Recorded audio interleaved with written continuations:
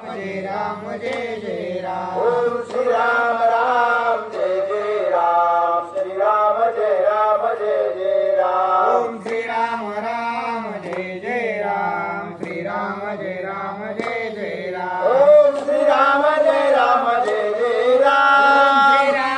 राम जय जय राम। ओम श्री राम जय जय राम। श्री राम जय जय राम। ओम श्री राम जय जय राम। श्री राम जय जय राम। ओम श्री राम जय जय राम। श्री राम जय जय राम। ओम श्री राम जय जय राम। श्री राम जय जय राम। ओम श्री राम जय जय राम। श्री राम जय जय राम। हरि काम जय विठ्ठल श्री ज्ञानदेव तुकाराम रामचंद्र भगवान की जय। ओम सूत हनुमान महाराज की शांति ब्रह्म एकनाथ महाराज की जय। माता की जय। आयोग विशेषते बिम्रत्यं वरपुण्डरीकाय दान्तु मुनीन्द्रे समागत्य तिष्ठन्त आनन्दतन्दं प्रब्रह्मलिंगं भजे पांडुरंगं। दयाचे केलिया स्मरण होय सकळ ध्याचरित्रण। जय चिवंदू श्री गुरुचरण श्री गुरुचे ते नमस्कार ज्ञात। प्रभू तुम्ही महिषाच्या मृती मी तुळाची तसे भक्ती। बोल जय गंगावती तरी स्वीकारांचे ना तरी बालक बोबडा बोली गावा कुडाई तुका पावली। हे चोज करोनी मावळी रिजे देवी जैसा स्वभाव मा बापाचा सत्य बोली जरी बोबडी वाचा। हरी आदित्य चितळाचा संतोषाते तैसा मी तुम्हापती सावटी करी तसे बाळमती। तुम्ही संतुष्टीच्या ऐशा जाते प्रेमाच्या शेकुंडली धावते श्री ज्ञानदेव तुकाराम रामचंद्र भगवान की जय। पवनसूत हनुमान महाराज की शांति ब्रह्म एकनाथ महाराज की जय। शांतो मित्ररायासी लोमपाद मनती तयासी। अवर्षण त्याच्या आदेशी ईरिद श्रोतासी प्रार्थिहे भगवान की जय। कथा असणारे भांडक नावाचा ऋषी त्याचा मुलगा असणारा श्रंग नावाचा ऋषी त्याला असणार वैश्य कथा आहे। मागे काही जायची काही गरज नाही।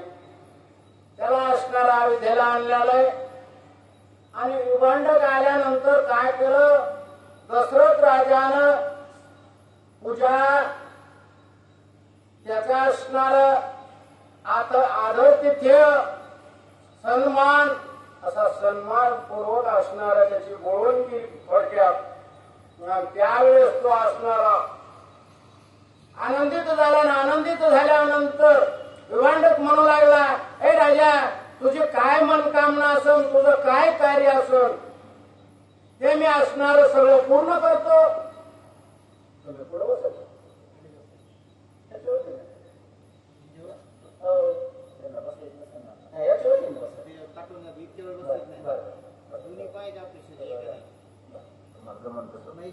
असा असणारा ऋषी शरण असणारा विभांडकाचा मुलगा आहे। त्याचं लग्न लावलं। तो दशरथ राजाचा मित्र आहे। त्याच्या असणाऱ्या देशामध्ये त्याच्या राज्यामध्ये दुष्काळ होता पाऊस नव्हता म्हणून विभांडकाला प्रार्थना केली। दशरथ राजानं माझा जो असणारा मित्र आहे लोमपाद नावाचा ऋषी आहे याच्या राजा आहे त्याच्या नगरात जा आणि त्याला सुद्धा आनंदित करा अशी इथपर्यंत आलेली कथा सविस्तर आहे। आता इथून पुढचा भाग सांगू। विभांडक द्यावा मज पासी करविन पर्जन्येष्टी आगासी। पिडा निवारे भूतासी ओ ब्राह्मणाशी सुख करीन। असणारा तो राजा म्हणू लागला माझ्याकडे असणारा विभांडक औषधी द्या. माझ्या असणाऱ्या राज्यामध्ये दुष्काळ पडलेला आहे.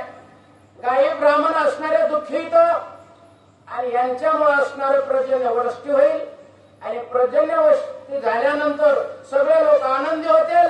याच्यासाठी माझ्या असणारा एवढा शब्द ऐका आणि विवंडकाला माझ्या समोर संघ पाठवा अशी दशरथ राजाच्या मित्रानं लोमपाद राजानं अशी विनंती केली. बरं दशरथाची उदार स्थिती अवंचक मित्र कार्याची लोमपादाचे कार्याप्रती प्रार्थीलाने चिंती भांडक. त्यावेळेस दशरथ राजा असणारा उदार आहे.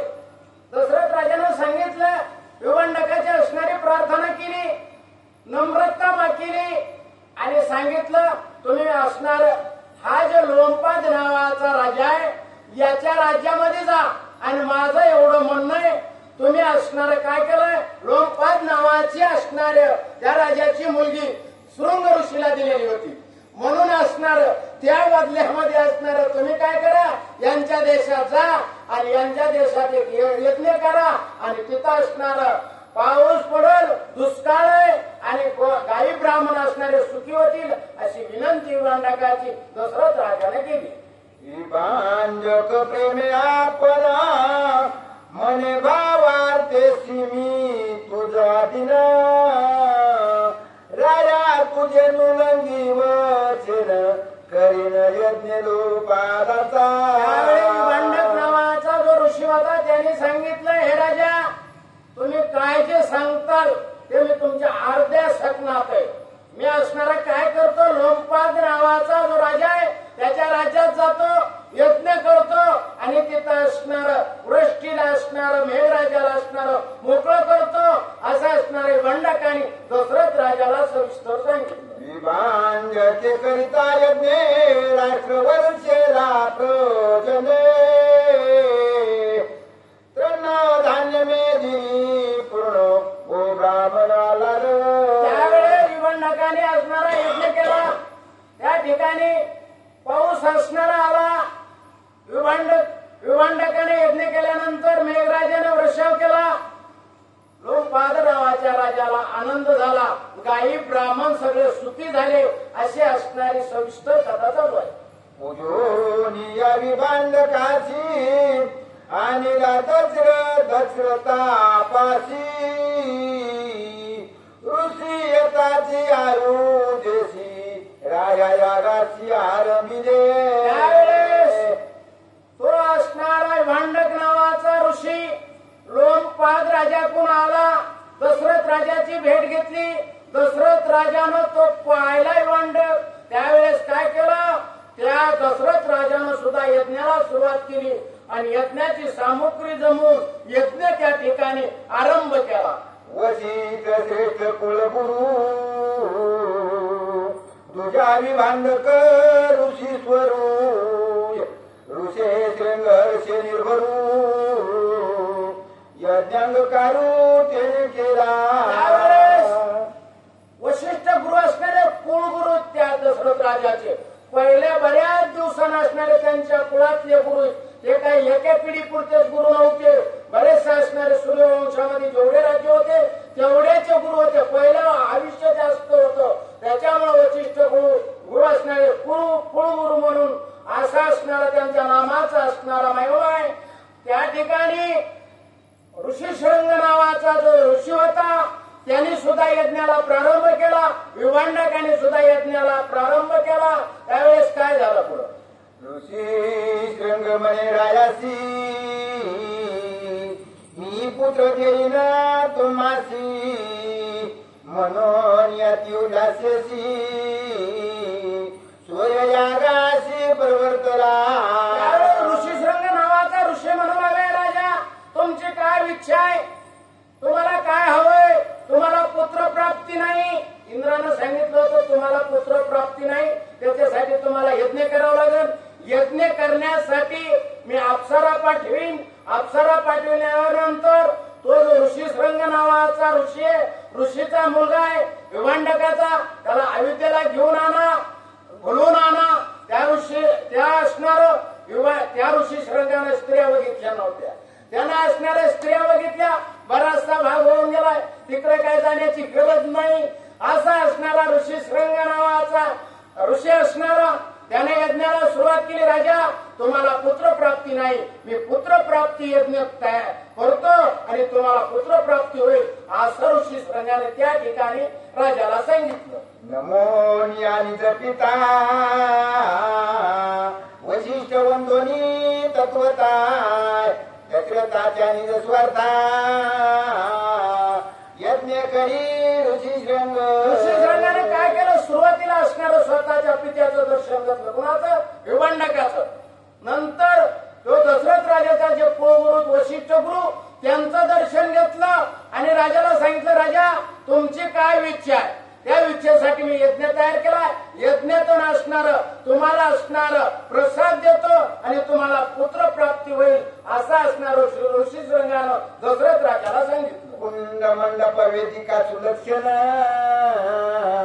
युद्मा परिही त्रिसंधान करून या परिस्तरण अग्निस्थापन त्याने केले. ते जे काय यज्ञाची सामुग्री असते त्यामध्ये तेल टाकायचं, अशी असणारी सामुग्री सगळी परस्त्रण म्हणजे गवताचं आसन केलं, त्याच्यावर ऋषी श्रृंग बसला आणि मंत्र हवन करून ते यज्ञाचा कुंड असणारा अग्नीने पेटवला. प्रणिता पात्रे परिपूर्ण आज्य स्थानी वही अस्तरण त्रस्वा परिमार्जन केले प्रोक्षेण यज्ञोपचारा. ऋषी श्रृंगाने काय केलं, यज्ञात असणारी आहुती द्यायला सुरुवात केली, मंत्र म्हणायला सुरुवात केली. ते असणार ते जे तेल टाकायचं असतं, यज्ञाची सामुग्री टाकायची असती, ते परिश्रम म्हणजे काय केलं, गवताचं आसन केलं, त्यावर बसले आणि मंत्र असणारा मंत्रयुक्त असणारा यज्ञ त्या ठिकाणी प्रारंभ केला. ऋषी श्रृंगाचे अनुष्ठान अतिशय श्रेष्ठ संपूर्ण होम करिता प्रधान यज्ञ पुरुषापण प्रगट झाला. त्यावेळेस ऋषी श्रृंगाचं अनुष्ठान असं होतं, ऋषी श्रृंगाचे असणारे मंत्र असे होते, त्यामध्ये आहुती दिलेल्या अशा होत्या की लगेच असणारा त्या होमातून असणारा एक यज्ञ ऋषी नावाचा एक मधून पसाईमध्ये ताट घेऊन असणारा यज्ञ पुरुष मधून प्रकट झाला त्या होमातून आणि वडिलाला काय बोलू लागला. गगन झाले दिव्यमान परित्याचे दांचे रक्षण नभे अति शीतला उष्ण स्वानंद परिपूर्ण त्या यज्ञातून असणारा यज्ञ पुरुष प्रगट झाल्यानंतर गगन असणारं स्वच्छ दिसू लागला, आकाश वातावरण प्रफुल्लित झालं, सगळ्याला आनंद वाटू लागला. सगळ्यांनी असणारा यज्ञ पुरुष बघितला, सगळेजण असणारे त्या यज्ञाकडे बघू लागले, काय व्हायला लागले, काय आहे असे सगळ्यांनी असणारी त्या यज्ञाकडे असणारी टक लावली आणि यज्ञ पुरुष असणारा प्रकट झाला त्या ठिकाणी. वशिष्ठासी विस्मय पूर्ण विस्मय पावे विमांडक आपण विस्मय पावले ऋषी घरे आईचे वचन तट. सगळ्याला आश्चर्य वाटू लागलं, वशिष्ठ गुरुला आश्चर्य वाटू लागलं. तो विभांडक नावाचा ऋषी होता, त्यानं सुद्धा मुलाचा यज्ञ बघितल्यानंतर त्याला आश्चर्य वाटू लागलं. दशरथ राजाला आश्चर्य वाटू लागलं. ऋषी जमलेले होते यज्ञासाठी, त्यांना सुद्धा आश्चर्य वाटू लागलं. हे कधीच नाही पाहिलेलं, असं कसं काय प्रकट झालं. सगळ्याने त्या ठिकाणी आनंद झाला. कुंटली स्वाचे श्वासाची कुंटली श्वासाची गती नो विसरली नेत्र पाती ऋषे छंदता तपाची ख्याती यज्ञमूर्ती प्रगटली. त्यावेळेस ऋषी श्रृंगाचा असा असणारा यज्ञ होता, लोकायचा असणारा श्वास मध्ये घ्यायचा बाहेर सोडायच्या विकामला.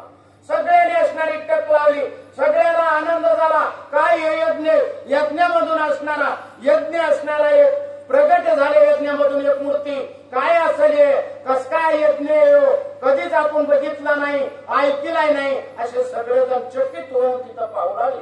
मागे मागे यज्ञ केले बहुती तेने पावले फळ प्राप्ती परी यज्ञ प्रगटे यज्ञ मूर्ती हे केली ख्याती ऋषी त्यावेळेस तिथं जे बसलेले ऋषी होते ते म्हणू लागले आपण बरेचसे यज्ञ पाहिले बऱ्याच जणांनी यज्ञ केले पण असा यज्ञमूर्ती अजून कुणाच्या यज्ञातून असणारा प्रगट झाला नाही ही ऋषी श्रृंगाने काय ख्याती केली काय मंत्र जपले असतील अशी सगळ्याची चर्चा एकच झाली बरं रघुपती या लागी यज्ञ मूर्ती पायच पात्र घेऊन हाती ऋषी श्रृंगा प्रति देता झाला असणारे यज्ञामधून असणारे यज्ञमूर्ती एक प्रगट झाली प्रभू रामचंद्र असणारे दशरथ राजाच्या पोटी जन्म घेणार आहेत त्याने असणारा अवतार धारण करणार आहेत याच्यासाठी ती यज्ञमूर्ती जे प्रगट झालेली होती त्याने जे असणारं ते प्रसादाचं ताट होतं ते ऋषिकरंगाच्या हातात दिलं काय झालं बरं पुढं यज्ञ पुरुषाचे संपूर्ण देवराज पत्नी अशी बाबुन येणे पुरुषाचे झालं पुत्र संतान होईल त्यावेळेस ऋषीश्रंगाने ते ताट घेतलं वशिष्ठ गुरुकुळ गेले आणि त्यांनी सांगितलं हे जे असणारा प्रसाद आहे हे राण्याला द्या आणि तिने राण्याला दिल्यानंतर याच्यापासून पुत्रप्राप्ती होईल असा असणारा त्या ठिकाणी आशीर्वाद त्या ऋषीश्रंगाने त्या ठिकाणी दिला प्रसादे पुत्रप्राप्ती त्याचे पावना जगती आयुषी निर्माण पुत्र संतती वैदरीची रायासी त्यावेळेस ते असणारा ऋषीश्रंगा म्हणून लागले की ह्या प्रसादापासून असे मुलं तयार होतील असे मुलं असणारे जन्म घेतील की तिन्ही लोकांमध्ये त्यांचा असणारे वावा होईल तिन्ही लोकांमध्ये मृत्यू पाताळ आणि स्वर्ग या तिन्ही ताळामध्ये त्यांची वावा होईल असे प्रख्यात असणारे पुत्र तुम्हाला प्राप्त होतील अशी ऋषीश्रंगाने असणारा आशीर्वाद त्या ठिकाणी राजाला दिला विलंबन करावा दक्षिणा तत्काळ करावा प्राशन विलंबी उपजेल विघ्न हे सांगून आपण दक्ष झाला त्यावेळेस त्या यज्ञमूर्तीने सांगितलं की हा प्रसाद लवकरात लवकर राण्याला द्या याला विलंब करू नका याला जर विलंब केला तर काहीतरी विघ्न उठण्याचा संभव आहे याच्यातलं विघ्न उठलं तर मग ते काय माझ्या असणारं शोध्या नाही तुम्ही राण्याला लवकरात लवकर प्रसाद द्या असं यज्ञमूर्तीने सांगितलं आणि जागच्या जागेवर यज्ञमूर्ती असणारा समाप्त म्हणजे गुप्त झाला त्या ठिकाणी अग्रसे झाली यज्ञमूर्ती ते पायस पात्र घेऊन हाती ऋषी श्रृंगदे राया प्रति पुत्रार्थी प्रसाद असं त्या यज्ञमूर्तीने सांगितलं अदृश्य झाला म्हणजे गुप्त झाला तो असणारा पासायदा त्यामध्ये यज्ञामध्ये प्रगट झालेली मूर्ती ते ऋषी श्रृंगाने ताट घेतलं आणि गुरु वशिष्ठ असणार त्यांच्या ते ताट स्वाधीन केलं त्या ठिकाणी गुरु सांगे वशिष्ठासी विलंबू करू नये यासी समभाग दे राणी यासी विलंबासी अति ऋषी श्रृंगाने सांगितलं हे राजा हे गुरु तुम्ही हे असणार समभाग करा या एका पिंडाचे 3 पिंड करा आणि याला विलंब करू नका लवकरात लवकर राण्याला या असणारा प्रसाद द्या याच्यापासून पुत्र प्राप्ती होईल असा असणारा आशीर्वाद त्या ऋषीश्रृंगाने त्या ठिकाणी दिला या रागी तुझे नाव वशिष्ठ कुलगुरु अति श्रेष्ठ कार्य सदावे उद्भट विभागी इष्ट विभागे त्यावेळेस असणार त्या ऋषीश्रृंगा म्हणू लागला तुम्ही असणारे कुलगुरु तुम्हाला सांगण्याची गरज नाही तुम्ही असणारे उपजता ज्ञानी याचे 3 भाग करा आणि विलंब करू नका लवकरात लवकर राण्याला प्रसाद द्या असा असणाऱ्या त्या ऋषीश्रृंगानं गुरु वशिष्ठाला सांगितलं बरं जाणोनी भविष्याची स्थिती वशीचे पायस घेऊन हाती भाग केले यतानी होती विभाग स्थिती अवधारा गुणाचं ऐकलं. ऋषीने असणार, गुरुने असणार, वशिष्ठ गुरुने 3 भाग केले. विलंब करायचा नाही म्हणले. लवकरात लवकर असणारा राण्याच्या हातामध्ये 3 भाग तिघीने राण्याच्या हातामध्ये. आता वशिष्ठ गुरु दुसऱ्या ह्याच वळीत असणार देतील. पुढे सविस्तर आहे का? कौसले भाग प्रब्रह्म सुमित्रा भाग भजो नतो काही भाग प्रधर्म भागानुक्रम विभागे. पहिला भाग कौशल्याला दिला, दुसरा असणारा भाग सुमित्रेला दिला आणि तिसरा भाग असणारा कैकेयीला दिला. असे असणारे 3 भाग त्या पसायचे असणार त्या प्रसादाचे 3 भाग केले आणि 3 भाग सम करून तिघीला असणारे वेगवेगळे असणारे वशिष्ठ गुरुने ते प्रसाद दिला. बरं, कौशल्याचे धर्म पत्नी सुमित्रावरील साधवी मनोरी काही वरील सुंदर परिरूपयोनी. कैकेयी असणार कौशल्य असणारी धर्मपत्नी पतिव्रत आहे. तशीच असणारी सुमित्रा सुद्धा पतिव्रत आहे. ती सुद्धा तिला सुद्धा असणारा प्रसाद दिला आणि कैकेयीला असणारा रूपाचा गर्व होता. तिला सुद्धा रूपाचा गर्व होता तरी 1 भाग दिला. असा असणारा वशिष्ठ गुरुने असणारे 3 भाग केले आणि 3 राण्याला दिले. काही म्हणे वशिष्ठा प्रति मी रायाची पडियती ज्येष्ठ भाग देई मध प्रति ये रे निवृत्ती वाहिली. त्यावेळेस कैकेयी म्हणू लागली वशिष्ठ गुरुला, ए गुरुवर्या, तुम्ही फार असणार काय केलंय? तुम्ही असणारा पहिला भाग मला द्यायला पाहिजे होता.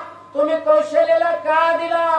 तुला असणारा मी असणारी राजाची पडेयंती तसंच राहते बघा. 34 मध्ये कसं असतंय, मच्छर उत्पन्न झाला काय आता की काय झालं, आता पुत्र प्राप्तीची गरज आहे. काय घेणं नाही का त्याच्यातलं? दिलेला भाग घ्यायचं काम आहे ना. पहिला दिला काय, दुसरा एका पिंडाचे 3 भाग केले. पण ते असणारा विकल्प सरला तिच्यामध्ये, तिच्या मनामध्ये असणार वाटू लागलं. पहिला प्रसाद मला द्यायचा, वशिष्ठ गुरुने असणारा कौशल्याला का दिला, दुसरा सुमित्रेला दिला आणि मी इतकी राजाची आवडते असून मला असणारा 3रा नंबर का, असा राग त्या ठिकाणी काही केला आला. ज्येष्ठ भाग ज्येष्ठ प्रती ओके विये कनिष्ठे प्रती जीवी गजाची भूषण स्थिती अजय प्रती अतिभार. नाथ महाराजांनी आपल्याला उदाहरण देऊन सांगितलं. आपल्याला सांगितलं नाथबाबांनी काय सांगितलं? ज्येष्ठ भाग असणारा ज्येष्ठी प्रती म्हणजे जो असणारा ते असणारी सुमित्रा कौशल्य असणारी ज्येष्ठ सगळ्यात आधी तिचा विवाह झाला असावा म्हणून तिला तो प्रसाद दिला. आणि जसा असणार ए बाई म्हणले कैकेयी, कोणी सांगितलं उदाहरण देऊन सांगितलं, जो साथ हातीला शोधतो तो जर बोकडावर टाकला तर जमल का? तो असणारा हातीला सण होतो, हातीला शोधतो म्हणून तो पहिला भाग असणारा कौशल्याला दिला असं वशिष्ठ गुरुने त्या ठिकाणी सांगितलं. जरी अमोली कहिरे होती ते शालिग्रामा सम पूजन होती तू झाली आई पडयती ज्येष्ठ भागा प्रती तू होती. अरे हिरे किती बी मौल्यवान जरी असले तर शालिग्राम समान त्यांना रूप येत नाही, त्यांची प्रीती होत नाही. शालिग्रामाची पूजा करायची वस्तू आहे. ते शालिग्राम जसे पूजाला योग्य तसे किती बी हिरे जरी चांगले असले त्याची कोणी कधी पूजा केली नाही. तू जरी राजाची पडियंती असली, तू जरी राजाची आवडती असली तरी पण तुला मान देता येत नाही तर वशिष्ठ गुरुने त्या ठिकाणी कैकेयीला सांगितलं. ज्येष्ठ भाग दिला कौशलेसी तुझ्या दिदला सुमित्रेसी तिच्या दिला कैकेयीसी तिच्या मानसी अतिक्रोध. पहिला भाग कौशल्याला दिला, दुसरा सुमित्रीला दिला आणि तिसरा कैकेयीला दिला. तिच्या मनामध्ये कल्प सुरू झाला. मलाच असणारा शेवटला का, मला पहिल्या प्रथम का दिलं नाही? मी केवढं कार्य केलं राजाचं, मी असणाऱ्या किती असणारी राजाच्या सानिध्यातली, मी किती प्रेमातली असं वर्णन त्या ठिकाणी कैकेयी म्हणून दाखवू लागली. काही न चले वशिष्ठावरी क्रोधे दोष गुरुचा करी भाग आली आई करी लोकची वारी असे ना त्यावेळेस वशिष्ठ गुरुपाशी काहीच चलत नव्हतं, कैकेयीचं सुद्धा चलत नव्हतं. आणि गुरुचा दोष केला का बाबा की असं समजायचं नक्की आपल्या मागे साली साथी लागली. तिच्या असणारा हातामध्ये भाग आलेला आहे, तिला असणारा राग आलेला आहे, तिने काही प्राशन केला नाही. एवढ्यामध्ये असणारं काय झालं बरं? मी गेले होते स्वर्गाप्रती म्या बघिल्या स्वर्ग संपत्ती ज्येष्ठ पिंड नये माझे हाती तो दोष चित्ती गरुडाचा मी गेले होते स्वर्गाप्रती म्या बघिल्या स्वर्ग संपत्ती ज्येष्ठ पिंड नये माझे हाती तो द्वेष चित्ती गुरुचा. त्यावेळेस काही म्हणू लागली मला का नाही दिला पहिल्या प्रथम असणारा भाग. मी स्वर्गात गेले, राजा संघ असणारी राजानं लढाई केली, राजाला सहकार्य केलं, राजानं मला यायचं म्हणल्यानंतर संघ नेलं. माझा एवढा बी असणारा अधिकार असून, माझा एवढा राजा असणारा लाड करीत असून हे असणारा दोष गुरुचा आहे. गुरुनं आमच्या मध्ये असणारे फाडाफोड केली म्हणजे मला असणारं कनिष्ठ समजिलं आणि कौशल्याला वरिष्ठ समजिलं. हा गुरुचा दोष आहे असं कैकेयीने निंदा केल्याबरोबर काय झालं? करावया पिंड प्राशन गोजी केले सुदाचे मन काही पायरायाचे वदन तो विलंबी विघ्न ओढवले. त्यावेळेस दोघीने असणार पाणी असणार घेतलं, त्या पिंड्याला फिरवलं, दोघी जणीनं असणार थोडं पाणी ग्रहण केलं. त्या दोघी जणी असणार पिंड असणारा ग्रहण करण्याच्या पाठीमागे आहेत. तेवढ्यात काही असणारी राजाच्या तोंडाकड असणार बघू लागली चेहऱ्याकड. मला असणारा सगळ्याच्या पाठीमागून का भाग दिला असे असणारी राजाकड काही असणारी राग राग बघू लागली. तेवढ्यात काय झालं बरं? जे मानिती गुरुवचन त्याची तत्काळ होये विघ्न त्याची अतिचे निरूपण कथानुसंधान अवतारा. जे असणारं गुरुचं वचन पडत नाही, गुरुची निंदा करतात, गुरुला असणार गुरुने असणारे खरंही सांगितलं असलं तरी त्याच्यावर भरोसा ठेवत नाही, त्याच्यावर नक्की इग्न ओढवतो, त्याच्या पाठीमागं साडेसाती येते असे असणारे. त्या ठिकाणी कैकेयीच्या पाठीमागं इग्न सुरू झालं. काय झालं बरं इग्न? स्वर्च साती नाचणी नाचो आधी मध्य शेवणी ताल चुकतात क्षणी ती भ्रमयाने शापिये. त्या स्वर्गामध्ये अप्सरा होती, ते असणारी ब्रह्मसभेमध्ये नाचकाम करीत होती. त्यावेळेस मध्य पिऊन आली, मध्य पिऊन नाचू लागले, तिचा कल गेला. कल गेल्यानंतर ब्रह्मदेवानं असणारा शाप दिला. काय शाप दिला बरं? सत्ये धोकी मद्यपान अत्यंत पै निंदे जाण ताल चुकली आपण हे लक्षण मध्याचे. त्यावेळेस ब्रह्मदेव म्हणू लागले सत्य लोकांमध्ये मध्य पिऊन असणार नाचकाम करायचं नसतंय. तू असणार मध्य पिऊन आलीस, तुझा नाचण्याचा ताल चुकला म्हणून शाप दिला. काय शाप दिला बरं गाडी तिला? निर्लज्ज उन्मत्त सुंदरी नष्ट पापिनी होये गारी ताल चुकोनी जासीचा चरी तसे तू करी परिभ्रमण. त्यावेळेस ब्रह्मदेवाने त्या अप्सरेला शाप दिला. तू असणारी चाचरलीस, तू असणारी कल्लीस, तू आता घार होशील आणि घार होऊन जसं असणार मध्य पिऊन कलत होतीस त्याप्रमाणे घार होऊन फिरशील असा शाप त्या ठिकाणी ब्रह्मदेवाने त्या अप्सरेला दिला. पायपून दारुण उशाप मागे अति दिन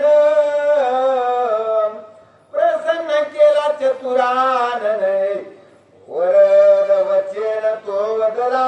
त्यावेळेस ब्रह्मदेवाने ज्यावेळेस त्या अप्सरेला शाप दिला त्यावेळेस उशाप मागितला. हे ब्रह्मदेवा, माझ्याकडून चुकलोय, माझा अपराध क्षमा करा. त्यावेळेस त्याने असणारा ब्रह्मदेवानं शाप दिला. काय दिला बरं औषध? दशरथ याग पुत्र प्रजन्या, दशरथ याग पुत्र जन्या, चेते यज्ञ पुरोडाश प्रमात्र त्रिदा भागे विभागिती अन्न एक भाग प्राशन करावा. त्यावेळेस त्या अप्सरेला तू घार होची म्हणून सांगितलं. तू घार होऊन असणारा अयोध्येमध्ये जा.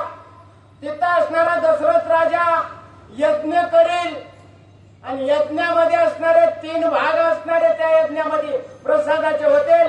त्याच्यातला असणारा एक भाग तू ग्रहण कर असं असणारा ब्रह्मदेवाने त्या असणारे ती शाप झालेली जी घार होती तिला उशाप दिला. बरं ज्येष्ठ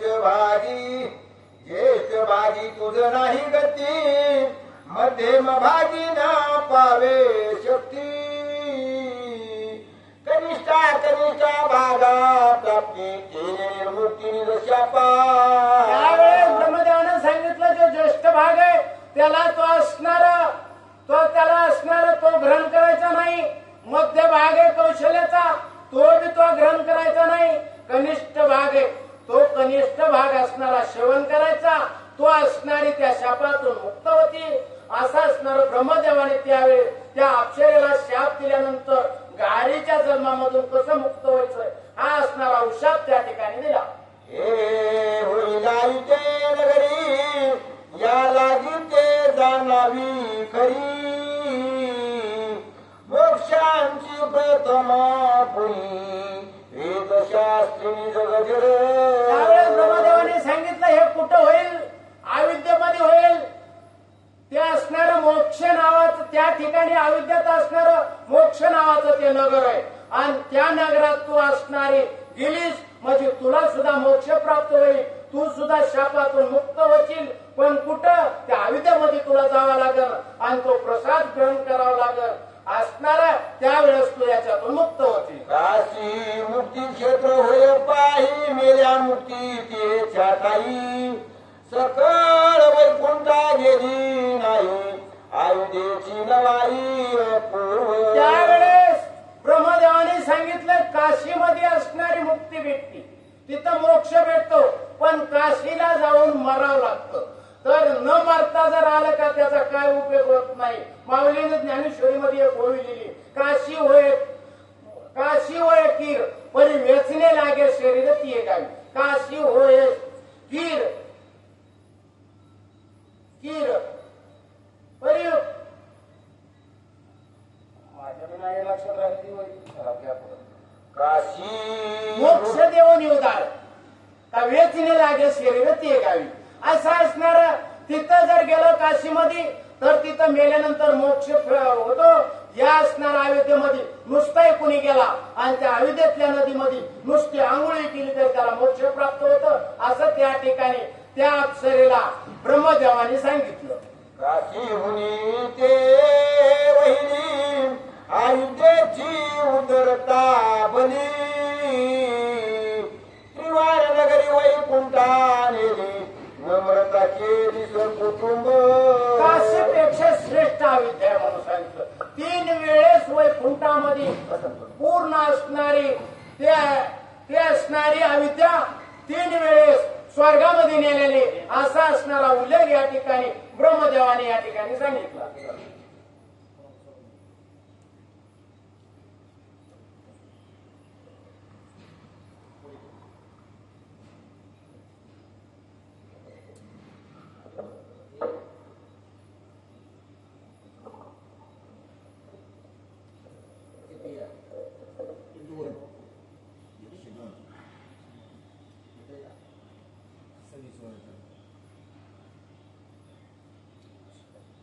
प्रभु रामचंद्र भगवान की जय, सूत हनुमान महाराज की जय, शांति ब्रह्म एकनाथ महाराज की जय. आता आम्ही भाऊ सांगतो तुम्हाला बाप लेकराचा म्हणा येतो मग तुम्हाला येतो मग तुम्हाला मला कशाला कळायचे मग. प्रथम रुक्मांग दिनेली तुझी शिबिने ख्याती केली तुझी श्रीरामे वहिले वैकुंठा नेली मी जगजरे. त्यावेळेस आपल्याला नाथमारा सांगू लागले, पहिल्या प्रथम शिबिराजानं असणारी वैकुंठाची नगरी नेली, दुसऱ्याला असणारे रुक्मांगदाने नेली आणि तिसऱ्या वेळेस प्रभू रामचंद्राने वैकुंठात सगळी असणारी ही नगरी नेलेली असं असणार सांगितलं. आणि चौथ्यानी महागुती अयोध्या जाईल वैकुंठाप्रती ऐशी वसिष्ठारिकांची ख्याती अयोध्ये प्रती असे पै.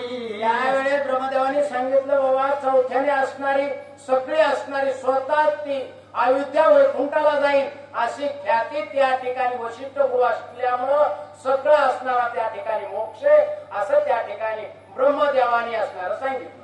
या लागी मुक्ती क्षेत्राच्या श्री अयोध्या जाण प्रथम पुरी जड जीवांते उतरी शाप निवारे स्नान मात्रे. त्यावेळेस ते असणारी मुक्ती देणारे असणारी अयोध्या आहे, तिथलं स्नान बी केलं तिथल्या नदीत तरी मोक्ष प्राप्त होतो. आज बी असणारी त्या अयोध्येमध्ये कुणी जाऊन आंघोळ करील त्या नदीला त्याला मोक्ष प्राप्त नक्की झाल्याशिवाय राहणार नाही असं असणार त्या ठिकाणी ब्रह्मदेवाने त्या अप्सरेला सांगितलं. ते अयोध्येची भाग प्राशन केली तुझ शाप मोचन ऐसे बोलिया चतुरानन अप्सरा आपण घारी झाली. त्यावेळेस ब्रह्मदेवानं सांगितलं, तू त्या अयोध्येमध्ये जा, तिथला असणारा पिंड असणारा त्या पिंडाला स्पर्श कर. तो असणारा पिंड असणारा तो स्पर्श केलास की तुझा उद्धार होईल. त्यावेळेस लगेचच अप्सराची गार झाली आणि गार त्या ठिकाणी अयोध्येमध्ये आता पोहोच होईल. ते 80 सहस्त्र वर्षेवरी भोवे अयोध्येच्या महाद्वारी यज्ञ भाग देखता करी झडप मारी तत्काळ. ती गार किती वर्ष होती? 80,000 वर्ष ती वाट बघत होती. दशरथ राजा कवा यज्ञ करील आणि ह्यो असणारा यज्ञ केल्यानंतर तो भाग मला कवा ग्रहण करायला भेटत आणि मी या जन्मातून मुक्त कवा होईल. 80,000 वर्ष वाट पाहत होती. बोला. कौशल्या सते पतिव्रता तिवरीन घालवेची सर्वता सुमित्रा शुद्ध सात्विकता ती वरी तत्वतन घालवेची. कौशल्य असणारी पतिव्रता आहे, सुमित्रा असणारी साधवी, तिच्यावर सुद्धा तू असणाऱ्या त्या भागावर झडप घालू नको असं ब्रह्मदेवाने त्यावेळेस त्या अप्सरेला सांगितलं. काही अति क्रोधायमान निज भागी नाही म्हणा राजे पाहे रायाचे वदन तव घारीने हिरोन भाग त्यावेळेस कैकेयीला असणारा राग आलेला आहे. कैकेयीनं राजाकडे बघितलं डोळे वाटरून, तेवढ्या त्या घारीनं तिच्या हातावरला असणारा पिंड झडप केला. बघा, तोंडावर हानी पाकी हात ओर बाडीला नकी बाग घालून या मुखी गेली गेली काय की गगनाची. त्यावेळेस कशी झडप घातली, तोंडावर पक मारले, हातावर नकवर ओढले, लगेच तिच्या हातावरला असणारा पिंड घेतला, मुखात चुंचीमध्ये धरला आणि भराळी त्या गाडीनं त्या ठिकाणून घेतली. लोक करीती आकार एकच वेग विंधीती तीर अवघे पाहती ऊर्ध्वशर थोर चमत्कार सर्वांची. त्यावेळेस लोकांनी असणारं पाहिलं, कैकेयीच्या हातावरला पिंड नेलाय, सगळे टकमक बघू लागले. बऱ्याच जणांना असणारं बाण जोडले, बरेच जण गाडीच्या पाठीमागे पळू लागले. गार सापडती का आता? हातावरला पिंड असणारी ती गार कैकेयीच्या घेऊन गेली. बरं, लागता पाकाची झडे कैकेयी उलतो निक्षिती पडे भाग गेला मग रडे रायाकडे पाहून. यावेळेस त्या पंखाची झडप लागली, कैकेयी उलटून पडली, हातावरला असणारा पिंड गेला. राजाकडे बारीक तोंड करून बघू लागली. तिला आता काय करावं आणि काय नाही अशी असणारी बेचैन असणारी कैकेयीची स्थिती त्या ठिकाणी झाली. रायाच म्हणे पाहता काय येरू म्हणे मी करू काय तुझा गर्व तुझा आडवा होय येते उपाय न चालत. राजाला म्हणून लागली कैकेयी, काय नुसतं माझ्याकडे बघता, राजा म्हणला बाई आता मी काय करू, आता तुझा गर्व तुला असणार, तुझ्या राशीला आला, तू गर्व केलास, गर्व केल्यामुळे असणारा तुझा पिंड गेला, त्याला माझा विलाज राहिला नाही, असं राजाने कैकेयीला उत्तर दिलं. गारे भागकरिता प्राशन तुटले तिचे देहबंधन, उलटले गमना गमन सुख संपन्न ती झाली. ज्यावेळेस घारीनं तो पिंड प्राशन केला त्यावेळेस त्या बंधनातून मुक्त झाली, पूर्ववत अप्सरा झाली, गार असणारी त्याच्यातून मुक्त त्या योनीतून झाली, पूर्ववत अप्सरा होऊन ती असणारी स्वर्गात निघून गेली. तुझी भाग उपेक्षिता कैकेयीची परमावस्था, बाप गर्वाची अति गर्वता निज स्वार्था त्यावेळेस कैकेयी रडू लागली, गडबडा लोळू लागली. कौशल्याला असणारी दया आली, कौशल्याने तिच्याकडे पाहिलं, त्यावेळेस तिला वाटलं आता हे असणारे कैकेयीची असणारी द्विध अवस्था झाली, कैकेयी असणारी रडू लागली, आपल्यातला अर्धा भाग दिला पाहिजे असं कौशल्याच्या त्या ठिकाणी मनात आलं. काय झालं, जेवी उपेक्षितात्मज्ञान अंगी आदळ्या ज्ञान विषयी पावती अधपतन ते दशा परिपूर्ण कैकेयीची दशा कशी झाली नाथ महाराज सांगू लागले. जसं असणारं ज्ञान प्राप्त व्हावा, ज्ञान प्राप्त झाल्यानंतर गर्व यावा, माझ्यासारख्या सांगणारा कोणीच नाही, माझ्यासारखा वाचणारा जगातच नाही, माझ्या इतकं ज्ञान कुणालाच नाही, अंधपताला जातो. त्याचा असणारा राग, त्याचा असणारा तो जो क्रोध आहे, त्याचा जो राग आहे, मीपणा आहे, या अंधपताला म्हणजे नरकाला नेल्याशिवाय राहत नाही, असे नाथ महाराज या ठिकाणी सांगू लागले. काय माय बाप बहुत दिसजिता पुत्र उपेक्षी सीता, रडे मेल्या मागे तर्पण करिता पिंड देता सद्गती. जसा असणारा आई बापाला एखादा लेकरू व्हावा आणि त्या लेकरानं आई बापाला सांभाळू नाही, निर्वचन करावा, त्यांना असणारं कसलीच दयामाया करू नये, मात्र मायबाप मेल्यावर त्यांना असं पिंडदान करावा, मोठ्या मोठ्याने रडावा, याचा काय उपयोग होत नाही, आणि मग अन्नदान करावा, आणि मग म्हणावा माझा बाप लय चांगला होता, माझी आई लय चांगली होती. जसं हे निष्फळ आहे त्याप्रमाणे असणारं कैकेयीचं जेवढं असणारं कार्य होतं हे निष्फळ या ठिकाणी झालेलं. तैसी दशा कैकेयीची उपेक्षिले निज वागासी, गेलिया मागे कुसमुसी भुकसा भुकसी स्पुंद. तशी गत असणार तशी दशा त्या कैकेयीची झाली, भुकसा भुकशी रडू लागली, काय करावं काय नाही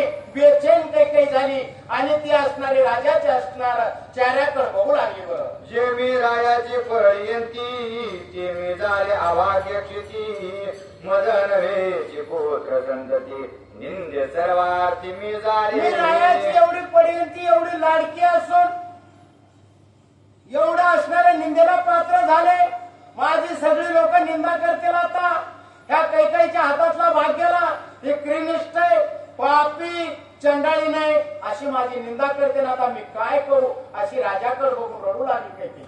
माझे रायाचे अति पुढ ते कोणाचे नव्हेची गोड, जळू माझे काळे तोड लोक वितंड निंदिती मज. माझा जेवढा नाड असणारा राजाने केलाय हे लोकांना बरं वाटलं नाही, म्हणूनच असणार माझ्यावर ही आपत्ती आली का काय, लोकांना बरं वाटत नाही, माझं बघवलं नाही तर म्हणून असणारा माझ्या हातावरला गाडीनं पिंड नेलाय, असे असणारे आपल्याला दोष घेऊन काही बोलू लागले. बरं ज्येष्ठ भाग मागता आवडी तव कनिष्ठासी चाली धाडी, मदये थडी नाट्य थडी निंद्य रोकडी मी झाले. मी असणार काय करीत होते, ज्येष्ठ भागाची आशा धरली होती, तेवढ्यात असणार कनिष्ठावर धाड आली, आणि माझा काय केलं, माझा पिंड हिरावून घारीनं नेला, ही तडी ना ती तडी. मला आता मुलगा नाही, मला आता मोक्ष नाही, मला कोणी चांगलं म्हणत नाही, मला असणार मी निंद झाले, अशी काही स्वतःची स्वतःला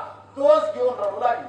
स्वार्था नाडले मी संपूर्ण जीवन लाहे लोकाभेण, मज येते का उमरण रडे दारुण संताप. त्यावेळेस काही म्हणू लागली, स्वतःलाच असणारे दोष घेऊ लागली, मी विनाकारणच गर्वात आले, मी विनाकारणच असणार रुसले, आणि मला का मरण येईना, माझा वाचून काही उपयोग नाही, अशी काही असणारी स्वतःला दोष घेऊन बोलू लागली. स्वर्गी जे मी सुरवरा वंद्य ते मी मृत्यू लोकिनेंद्य विभागे भाग्य माझे मंद पाषाणवत मी झाले. मी स्वर्गात असणारे देवाला एवढे असणार वंद्य होते, माझे असणारी एवढी देवानी वाहवा केली. कशामुळे केली? ज्यावेळेस दशरथ राजाचं असणार युद्ध चालू होतं त्यावेळेस दशरथ राजाच्या असणारा रथाचा चाक आग मोडला. आग मोडल्यानंतर त्या कैकेयीने हात दिलेला होता. सगळे देव म्हणत होते वा रे वा, काय कैकेयी म्हणले दीर्घ झट आहे. आणि मी एवढी वंदे असताना, माझी एवढी वाहवा असताना, माझी आयुष्यामध्ये इतकी नामुष्का झाली, माझी मला सुद्धा तोंड दाखवायसारखं राहिलं नाही, अशी कैकेयी त्या ठिकाणी म्हणू लागली. जे मी रायाची आवडती तिनेची जगा नावळते पाषाणवत माझी स्थिती देव पितराचे अतिनिंद्य. मी असणार देवामध्ये निंदे झाले, पितरामध्ये निंदे झाले, मी असणार अविद्येमध्ये निंदेला पात्र झाले, माझा काहीच उपयोग नाही. मी एवढी राजाची आवडती असून माझा काहीच उपयोग नाही, मी जन्माला येऊन सुद्धा माझं काहीच करू नाही, अशी कैकेयी असणारी स्वतःला दोष घेऊन बोलू लागली. अंधा हातीचे रत्न पडे ते त्याचे त्यासन सापडे कैकेयी ते जी पाडे रडे पडे अति दुःखी. कैकेयी म्हणू लागली आंधळ्याच्या हातातलं जसं रत्न पडावा आणि त्या आंधळ्याला जसं गवसू नाही, तसा माझ्या हातातला असणारा प्रसाद गेला, मला असणारा त्या प्रसादापासून मी मुकले, माझी मलाच असणारा तो प्रसाद आता भेटत नाही, म्हणून असणारी रडू लागली, तडपड करू लागली, स्वतःची स्वतःला दोष घेऊन बोलू लागली. केश सुटले मोकळे गडगडा पृथ्वीवरील डोळे अश्रुधारा कवची डोळे हाती तळमळे तळमळे. त्यावेळेस केस मोकळे सुटलेले गडबड गडबड लोळू लागली, डोळ्यावाटो खळखळ खळखळ पाणी येतंय. स्वतःची स्वतःला म्हणू लागली माझं मरण कुठं बसलंय, मला मरण काय येत नाही, माझा वाचून काही उपयोग होत नाही. मग आधीच काही कळत नव्हतं का बरं? आपला जो दैवयोगानं आलेला प्रसाद होता तो ग्रहण करायचा, पण हाताचा गेल्यानंतरच कळतं, अशी परिस्थिती त्या ठिकाणी कैकेयीची झाली. जे कोणी कैकेयीचे दुःख कौशल्या कळवळली देख हारुणी तिचे असुख प्रवर्ते देख उपकारा. त्यावेळेस कौशल्याला असणारी दया आली कैकेयीची. तिला वाटलं ह्या कैकेयीला असणारं दुःखातून बाजूला काढावं, म्हणून दया आली आणि आता काय करू लागली ती कौशल्या बघा. श्री भावार्थ रामायण एका जनार्दना शरण झाले येतवर निरूपण पिंड प्राशन अवधारा. एकनाथ महाराज आपल्या गुरुला शरण जाऊन म्हणू लागले, इथपर्यंत पिंडाचा असणारा प्रकार झाला. पुढील कथाचा गोड आहे. त्या असणाऱ्या दोन राण्या कौशल्या आणि सुमित्रा दोघी जणी असणारा अर्धा अर्धा भाग असणारा कैकेयीला देतात आणि त्या कैकेयीला असणारा अर्धा अर्धा भाग दिल्यानंतर आनंद होईल, अशी सविस्तर चांगली गोड अमृतासारखी कथा उद्याच्या अध्यायात आहे. या सगळ्याच ऐका आता इतके आहे तर समजा, अजून दुसऱ्या सांगा, येथे तुम्हाला लांबून लोक ऐकायचं या असं असणारी सविस्तर कथा पुढल्या अध्यायात आहे. स्वस्ती श्री